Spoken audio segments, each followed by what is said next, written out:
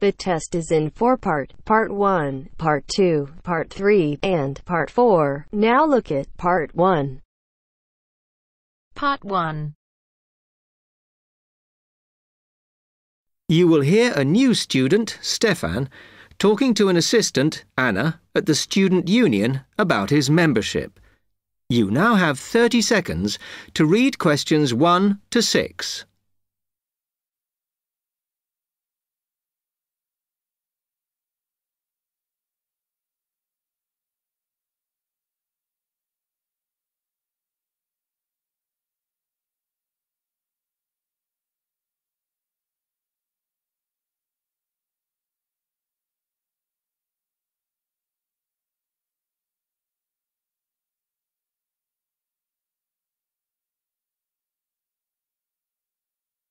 Hi, can I help you?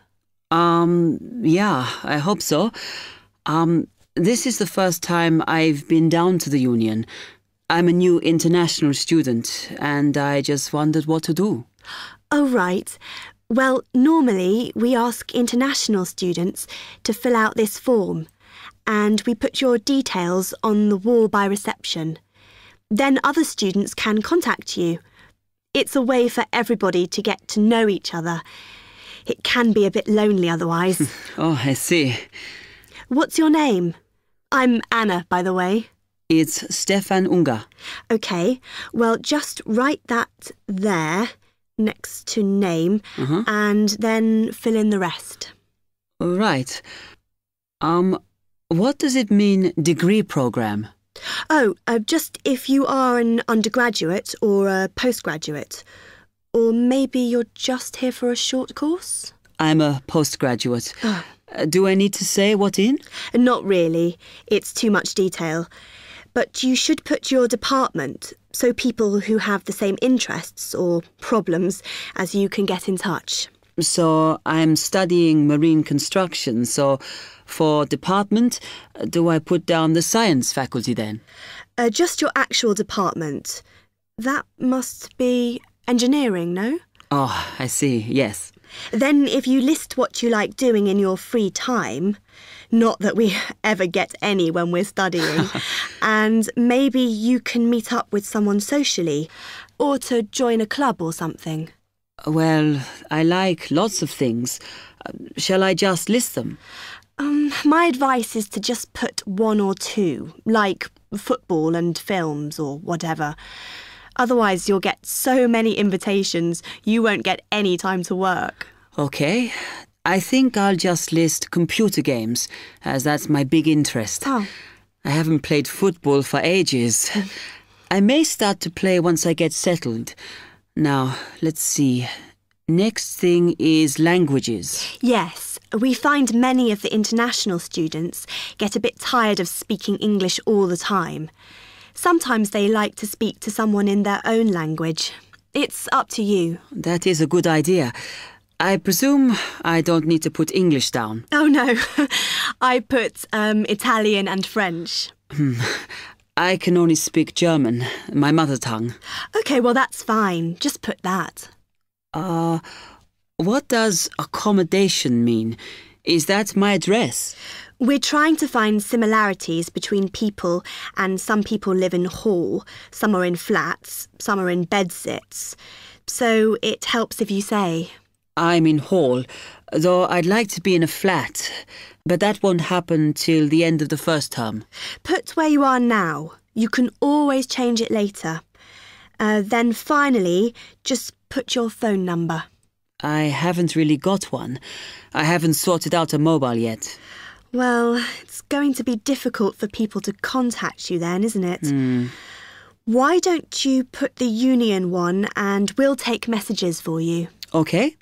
It's 02950 659 003. Have you got that? Yes. OK then. You now have 30 seconds to read questions 7 to 10.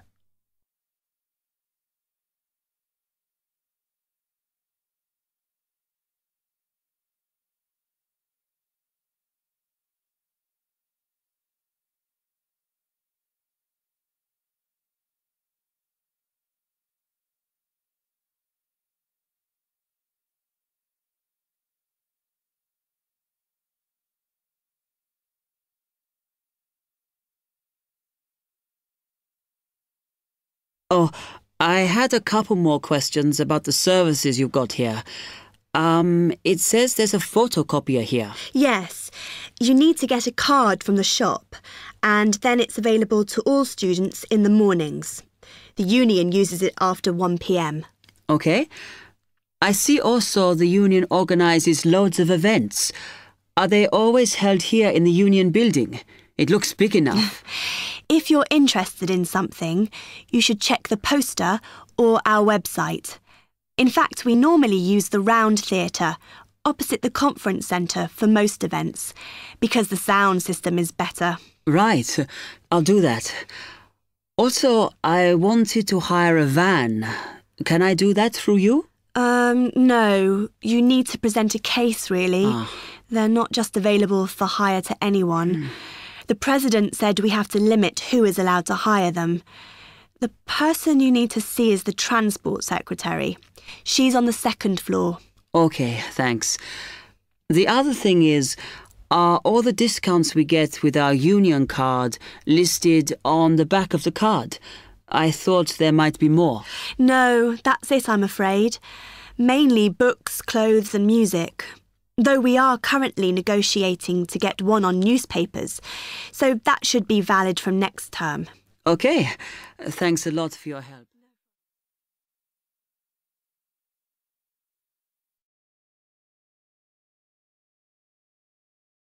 That is the end of part 1. You now have half a minute to check your answers.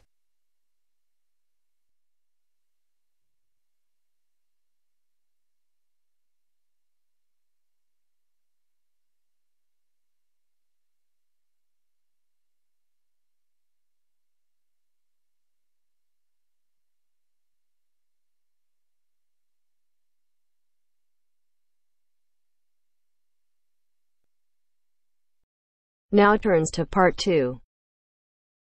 Part 2. You will hear a tour of a newly renovated health club. First, you have some time to look at questions 11 to 15.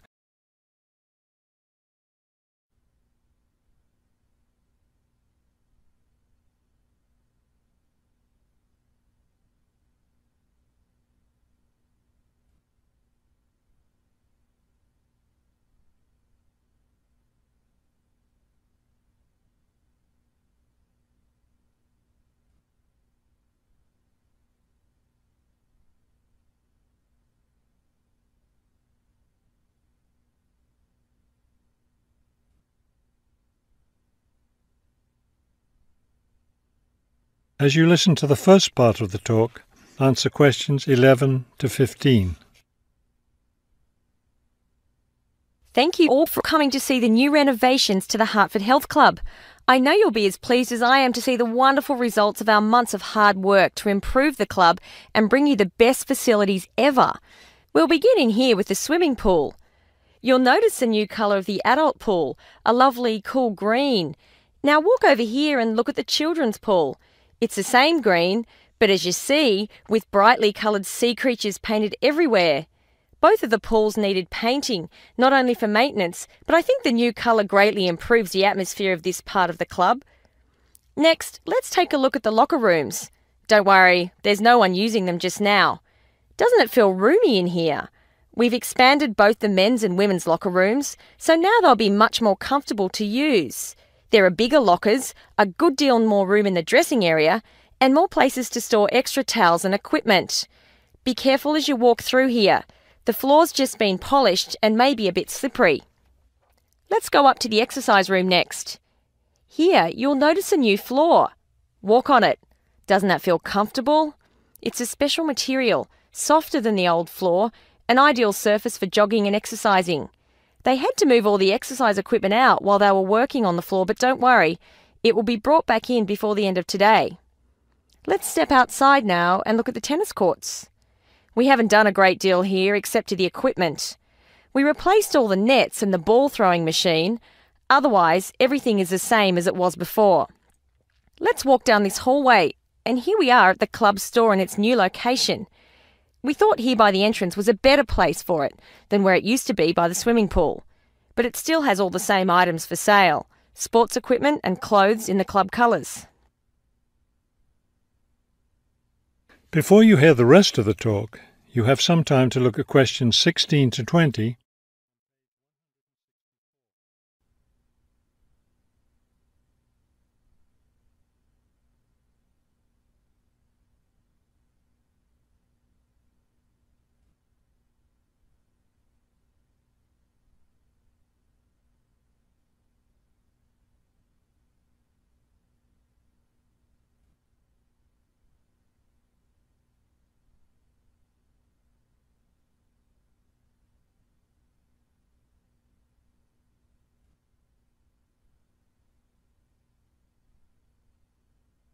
Now listen and answer questions 16 to 20. We're excited about the upcoming activities and events to take place in our newly renovated club. Now that the pools are ready for use again, swimming lessons will begin tomorrow for both adults and children. If you haven't signed up yet, you can stop by the office before you leave today and put your name on the list. If you're a tennis player, you'll be interested to hear about the tennis competition coming up on Wednesday. Players from different clubs all over the region will be participating. If you'd like to watch the event, tickets are available in the office. Also, I want to be sure you all know you're invited to our club party coming up next weekend. We're celebrating the completion of the renovation work, and we have a lot to celebrate. The entire renovation project was finished in just 9 months. That's 3 months less than the 12 months we'd originally planned on. We're proud of that, and proud that we came in under budget too. Because we've had such good results with this project, we're already planning the next one. We already have 2 indoor pools, and next year we plan to install an outdoor pool right next to the tennis courts. Details of these plans will be made available to all club members soon. All right, I think we've covered just about everything. Are there any questions?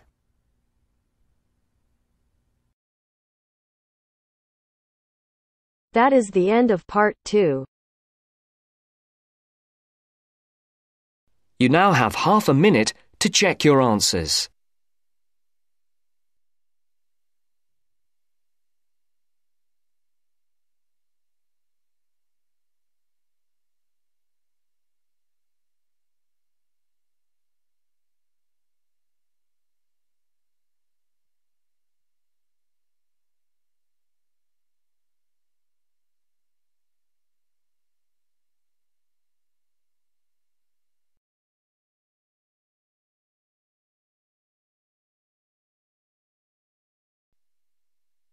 Now turns to part 3. Part 3. You will hear 2 business studies students, Evelyn and Mark, preparing for a seminar presentation.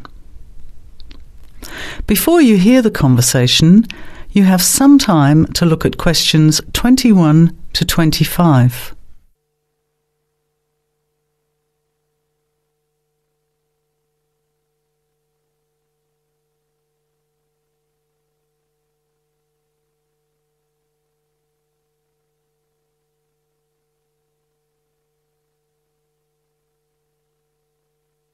Well, I think the marketing of food would be a good topic.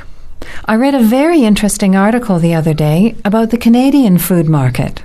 I suppose everybody's interested in food, even if it's trying not to eat. Why Canada? I know that's where you come from, but isn't it just all North America, really? No, that's why I thought this article was interesting.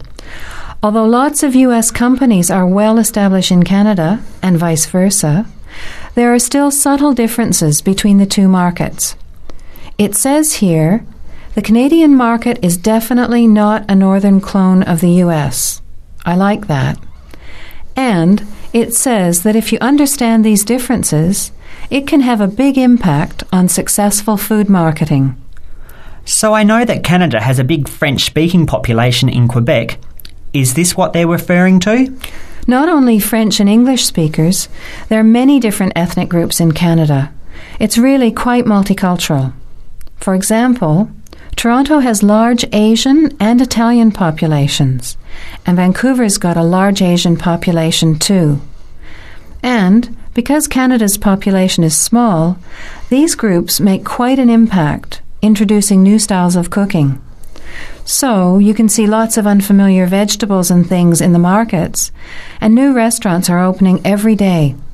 It's great if you love trying out new foods, as many people do. Which kinds of food are becoming popular? Well, some Asian food, I'd say, has been popular for quite a while, like Chinese. But now, Southeast Asian restaurants are becoming very fashionable. Then there's Mediterranean, of course, such as Greek, Italian, and so on. But Caribbean and Mexican food is really taking off among young people these days. So are the supermarkets starting to stock the ingredients that are needed to prepare these foods at home? You know, all those unusual condiments and sauces. Yes, that's right. It's quite interesting going to the supermarket, isn't it? And noticing how they're introducing sections for foods of different nationalities. You can buy quite exotic products locally these days. The article mentioned that 80% of the Canadian retail market is controlled by 8 major national supermarket chains, so that when they introduce changes, they can happen quite rapidly. OK. Well, how are we going to organise this seminar then? I made some notes on the trends in the Canadian market, about changing tastes, and also patterns for where food is consumed. I thought maybe we could summarize it into a chart or table, and maybe use the overhead projector to present it. Good idea. Maybe I could have a look for similar trends and tastes in Australia and the UK for comparison. Let's have a look at what you found. Before the conversation continues, you have some time to look at questions 26 to 30.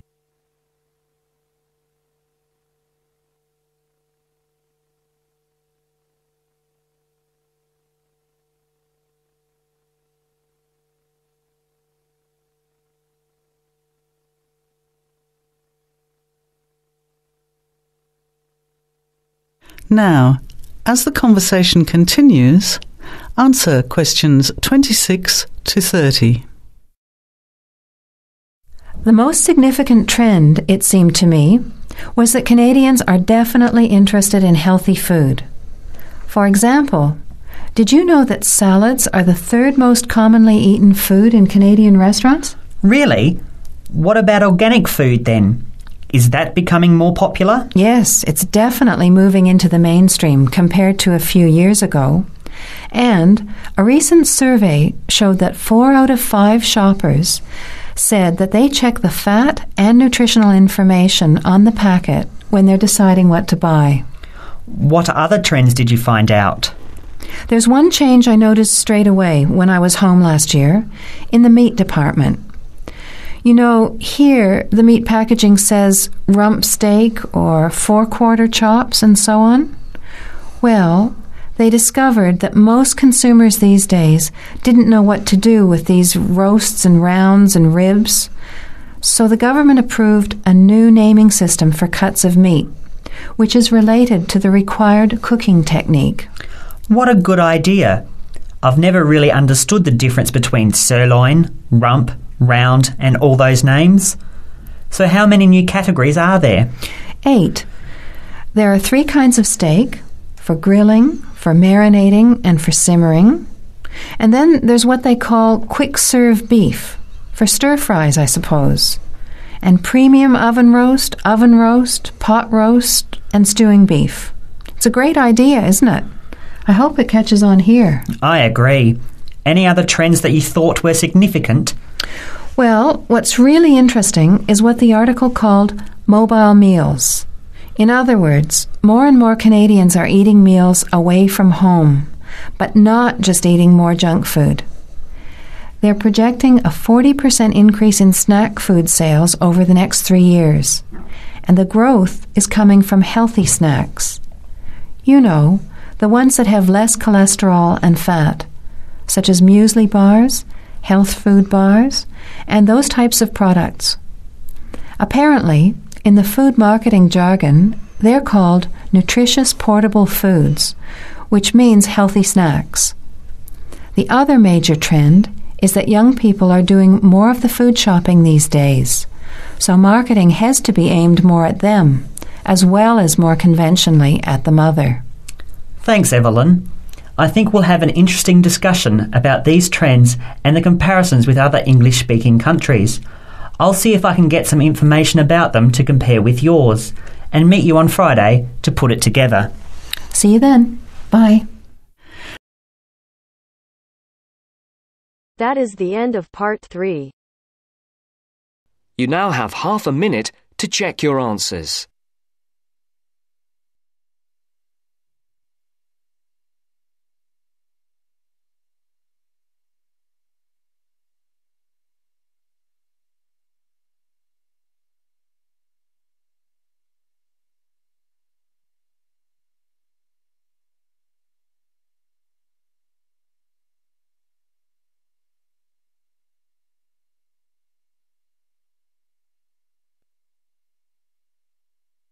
Now turns to part 4.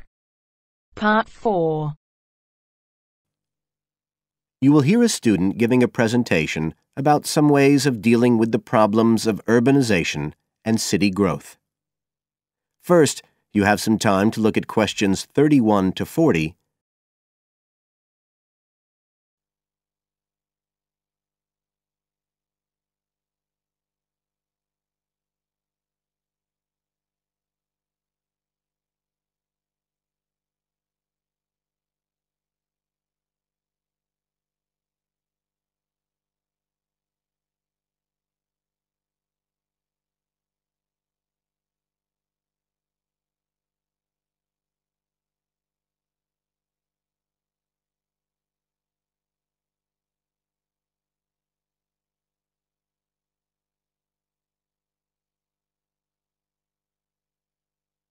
Now listen carefully and answer questions 31 to 40.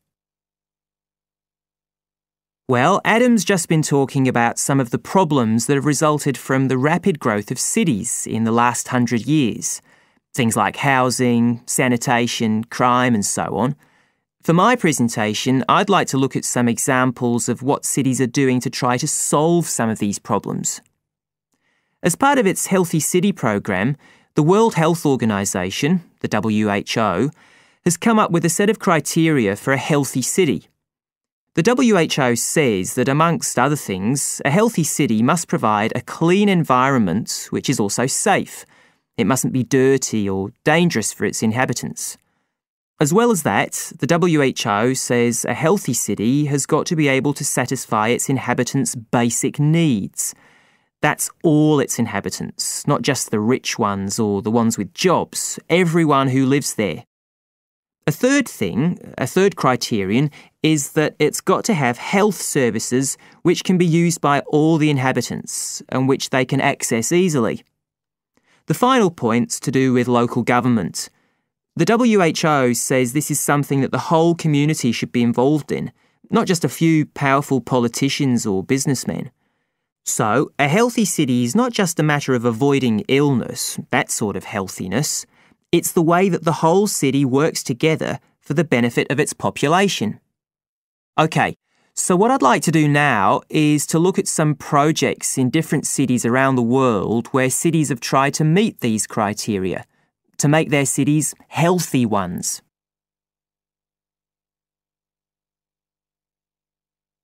Right. The first project I'm going to discuss took place in Sri Lanka, and this project was called the Community Contract System. Its aim was to improve the places where the poorest section of the population lived, the squatter settlements. Basically, the problem was lack of infrastructure, things like drains, paths, wells for water and so on. So, a program was set in place to construct this infrastructure.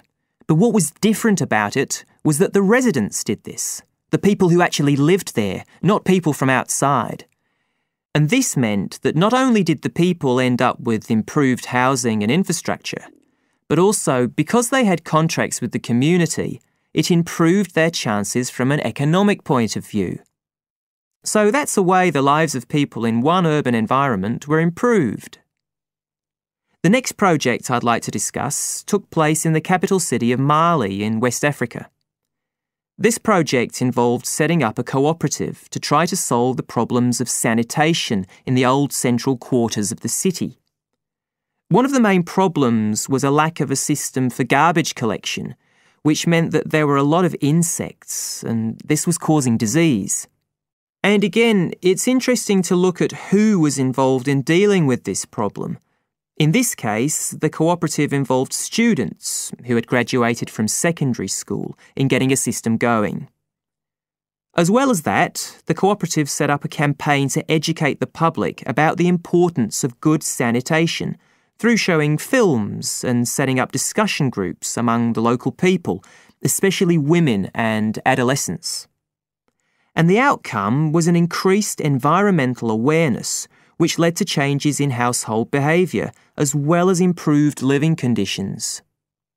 OK, the third project was in Egypt, just outside the capital, Cairo, which is a city that's grown very rapidly in the last few decades. This project was based in a women's centre in a poor area called Makatim. The aim of the project was to support girls, young women from the area from poor families. So these were women who had no education. They'd never been to school, so they were totally illiterate, and they had no chance of getting jobs. At the Women's Centre, they were shown how to sew and how to weave, and once they'd learned these skills, they were given the equipment, a sewing machine or a loom, so that they could make things to sell and have a chance of earning their own living. And this project has meant that these young women have greater status in the community, but as well as that, they can enjoy a better quality of life. So I don't think the problem is that cities are bad. This world and its cities have the resources to provide for the population that lives there. What it takes is a stronger will and a better distribution of resources.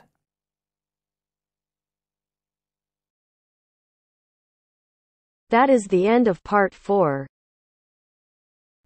You now have half a minute to check your answers.